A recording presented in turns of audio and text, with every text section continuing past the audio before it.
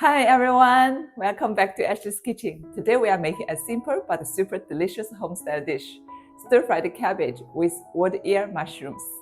Look at that! Glossy, colorful, and packed with flavor. You won't believe how good something this easy can taste. Alright, let's get prepped. I've got some Napa cabbage here. Separate the stems from the leafy parts. Slice the stems on a diagonal so they cook evenly. And tear the leaves into bite-sized pieces. Next, peel the carrot and cut it in half lengthwise. Then slice it diagonally into little diamond pieces. That shape looks really nice once it's stir-fried. For aromatics, I've got some chopped scallions and minced garlic ready to go. All the ingredients are set, so let's start cooking. Bring some water to a boil. Add about 1 teaspoon of salt.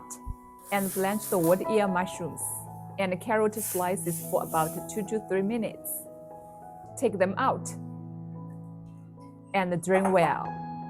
Now heat some oil in the wok. Add the scallions first. Give them a quick stir to release that aroma.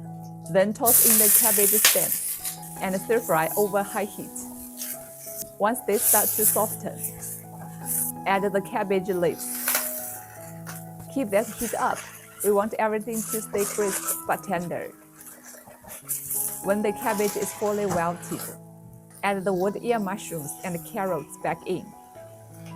Season with 1 tablespoon soy sauce, 1 teaspoon salt, 1 teaspoon MSG, and 1 teaspoon sugar. That little bit of sugar doesn't make it sweet. It just balances the flavors.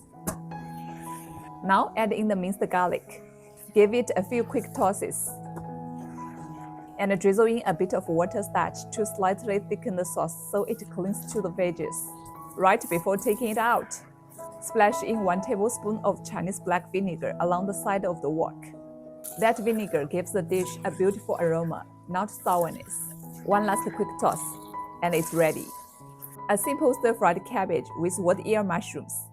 So fresh, healthy, and full of home-style flavor. Let me give it a try. The garlic and the vinegar at the end make all the difference. Such a simple dish, but incredibly satisfying. You've got to try this one at home. Thanks for watching. See you next time.